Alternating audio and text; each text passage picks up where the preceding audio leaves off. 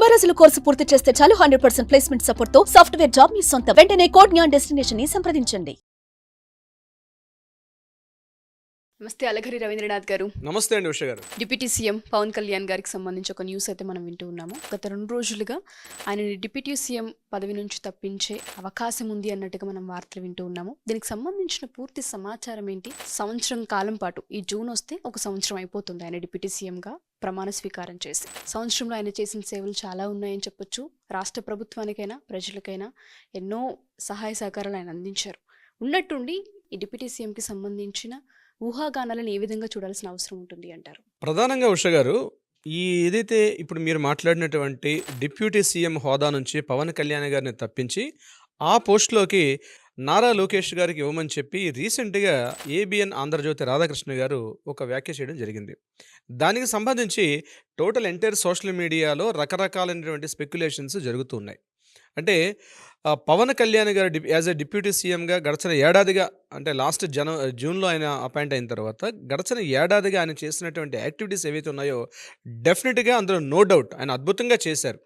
అంటే కేవలం ఒక శాఖ మంత్రిగా కాకుండానే ఇదివరలో మనం ఎప్పుడు కూడా మన రాష్ట్రంలో చూడనటువంటిది, అవును, ఇదివరకు ఎప్పుడు కూడా మనం ఆంధ్రప్రదేశ్ రాష్ట్రంలో చూడనటువంటి విషయాలన్నీ కూడా కొత్తగా కొన్ని సమీకరణాలు కావచ్చు, లేకపోతే కొత్తగా తీసుకున్న విధానపరమైన నిర్ణయాలు కావచ్చు, ముఖ్యంగా అంతకుముందు ప్రభుత్వంలో ఉన్నటువంటి ఏవైతే లోటుపాట్లను గమనించి వాటిని ముందుగా తీసుకెళ్లి ఎజెండాగా చూపించి ప్రజల్ని ఏ రకంగా అయితే ఆ ఓట్లని, అంటే ప్రజల యొక్క అభిమానాన్ని ఓట్లుగా మలుచుకొని సీట్లోకి ఎక్కారో పవన్ కళ్యాణ్ గారు, దానిని అద్భుతంగా చేశారని చెప్పడంలో అయితే నో డౌట్ బాగానే చేశారు ఆయన. ముఖ్యంగా జనాలు, అంటే పబ్లిక్కి కావాల్సినటువంటి, అంటే ప్రజలకు కావాల్సిన కనీస అవసరాలైనటువంటి రోడ్ల సౌకర్యం అయితేనేమి, అదేవిధంగా వారికి అన్నింటినీ పౌర సరఫరాల శాఖ, అంటే దీనికి నాదెండ్ల భాస్కర్ గారు ఉన్నారు, దానికి సంబంధించి కానీ ఇట్లా ప్రధానమైనటువంటి విషయాలు మాత్రం కీలక నిర్ణయాలు తీసుకొని ఒకప్పుడు ఒక 10 years బ్యాక్ రోడ్ల వ్యవస్థలోకి వెళ్ళాలంటే భయపడే పరిస్థితికి వచ్చింది ఆంధ్రప్రదేశ్లో.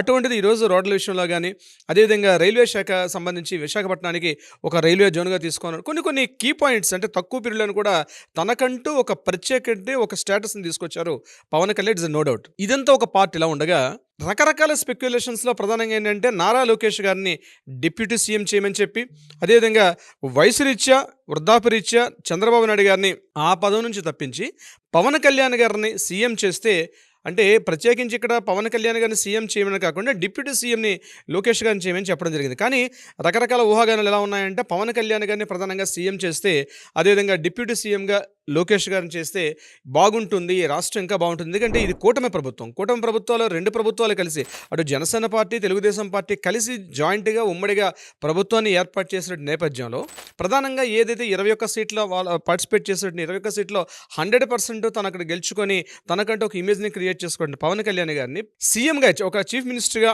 పవన్ కళ్యాణ్ గారిని ప్రమోట్ చేస్తే బాగుంటుందని చెప్పి చాలామంది మాట్లాడడం కూడా జరుగుతుంది. కానీ ఇక్కడ విషయాన్ని అర్థం చేసుకోవాల్సిందంటే పవర్లో ఉన్న పార్టీ ఒక జనసేన పార్టీ, టీడీపీ కాకుండా బయట నుంచి బీజేపీ కూడా మద్దతు ఇస్తుంది.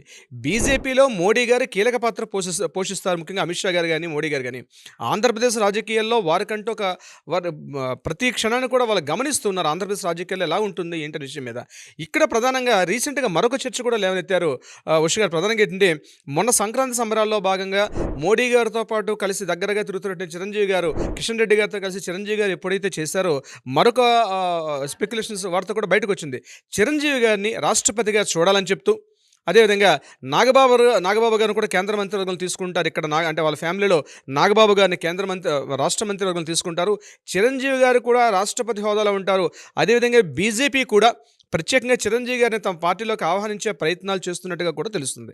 అయితే దీనికి సంబంధించి మనం కానీ చూసినట్టు కాస్త పవన్ కళ్యాణ్ గారిని చిరంజీవి గారి వైపు వచ్చినట్లయితే చిరంజీవి గారు రాజకీయాలకు కాస్త దూరంగా ఉన్నట్టుగా కనిపిస్తుంది. ఇంకోటి అంటే రాజకీయ రంగంలో వచ్చినట్లయితే కేవలం ఒక వర్గానికి మాత్రమే తను సాటిస్ఫై చేయగలుగుతారు, అందరి అభిమానాలని పొందలేను కాబట్టి రాజకీయాలకు దూరంగా ఉంటానన్నట్టుగా ఆయన రకరకాల సమావేశాల్లో పార్టిసిపేట్ చేసినట్టు ఆయన కాస్త దగ్గరగా పరిశీలిస్తే కనిపిస్తుంది ఆయన యొక్క ఇది.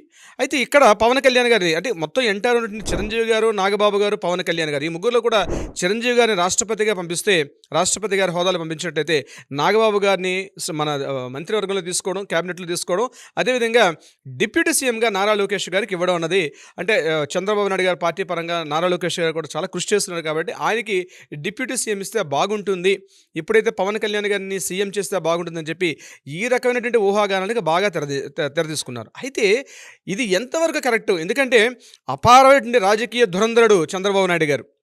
చంద్రబాబు నాయుడు గారు తన రాజకీయ చతురత, రాజకీయ అంతటి పరిస్థితిని ఆయన తను స్వచ్ఛందంగా తప్పుకొని ఆ స్థానంలో పవన్ కళ్యాణ్ గారిని ఆహ్వానించేటువంటి అంతటి సుహృద్భావ వాతావరణం నిజంగా చంద్రబాబు నాయుడు గారికి ఉంటుందా అంటే ఇది కొంత మనం ఆలోచించాల్సిన విషయం. ఎందుకంటే ఈ రోజు ఉన్నటువంటి రాష్ట్ర పరిస్థితులు ఎలా ఉన్నాయి అంటే ఒక విధంగా చెప్పాలంటే చాలా వరకు మైనస్లో ఉంది రాష్ట్ర ప్రభుత్వం యొక్క ఖజానా విలువలన్నీ కూడా. ఇప్పుడున్న పరిస్థితుల్లో రాష్ట్రానికి నిధుల సమీకరణ అనేది అద్భుతంగా చేయాల్సిన పరిస్థితి ఉంది. ఇవి రెండు రకాల కోణాలుగా చూడాలి. రాష్ట్ర భవిష్యత్తు అనేది రెండు రకాలుగా చూడాలి. ఒకటి నిధుల సమీకరణ బాగా చేయాలి, అట్ ద సేమ్ టైం రాష్ట్రంలో ప్రజలకి ఇవ్వాల్సినటువంటి కనీస అవసరాలు కూడా తీర్చాల్సిన అవసరం కూడా ఉంది.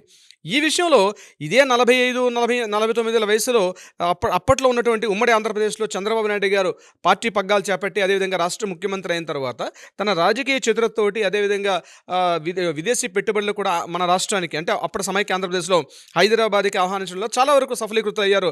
ఆ విషయంలో చాలా సందర్భాల్లో ఈయన విమర్శకుల ద్వారా కూడా ఈయన ప్రశంసించబడ్డారు. ఆ విషయంలో చంద్రబాబు నాయుడు గారిని ఎట్టి పరిస్థితుల్లో మనం తక్కువ చేయలేం. కానీ ఎట్ ద సేమ్ డే అంటే సుమారుగా 95-2000 పరిస్థితుల్లో ఆనాటి సమైక్య ఆంధ్రప్రదేశ్ నుండి హైదరాబాదు ఆనాటి సమైక్య ఆంధ్రప్రదేశ్ ఏ పరిస్థితిలో ఉందో ఈరోజు రాష్ట్ర ప్రభుత్వం ముఖ్యంగా ఆంధ్రప్రదేశ్ ప్రభుత్వం కూడా అదే స్థాయిలో ఉంది. ఇటువంటి సమయంలో పవన్ కళ్యాణ్ గారు సరిపోతారా, లేకపోతే మన నారా చంద్రబాబు నాయుడు గారు తన రాజకీయ దురంధరతోటి విదేశీ పెట్టుబడులను తీసుకొచ్చి ఇక్కడ ఏమైనా చేస్తారా? ఇక్కడ ఏంటంటే వ్యక్తుల కన్నా వ్యవస్థ ఇంపార్టెంట్. వ్యవస్థల కన్నా అక్కడ ఉన్న సిస్టమ్ రాష్ట్ర ప్రజల యొక్క బాగోగులు చాలా ఇంపార్టెంట్. అడ్మినిస్ట్రేషన్లో చాలా బాగుంది, కానీ రాష్ట్ర ప్రజల యొక్క భవిష్యత్తు బాగుండాలంటే చంద్రబాబు నాయుడు గారు ఉంటేనే సరైన విధంగా ఉంటుంది. ఎందుకంటే అనేక రకాల విదేశీ పెట్టుబడులు వస్తున్నాయి. టెక్నాలజీ పరంగా అయితేనేమి అన్ని రకాలుగా హైదరాబాద్కి ధీటుగా మళ్ళా రాష్ట్రాన్ని ఆంధ్రప్రదేశ్ ప్రభుత్వం కొన్ని నగరాల్ని డెవలప్ చేసే ఉద్దేశంతో కూడా చంద్రబాబు నాయుడు ఉన్నట్టుగా తెలుస్తుంది. ముఖ్యంగా ఈ 3 రాజధానుల యొక్క ఆ యొక్క టాపిక్ని పక్కకు తీసి మళ్ళీ అమరావతిని తీసుకోవడం రావడంలో చంద్రబాబు నాయుడు గారు ఎంతో కృషి చేశారు. ఇక్కడ ఒకటి అభివృద్ధి, మరొకటి ప్రజల కనీస అవసరాలు, మూడోది ఇక్కడ రాజకీయ పరంగా ఉన్నటువంటి వ్యక్తుల యొక్క ఇంపార్టెన్స్.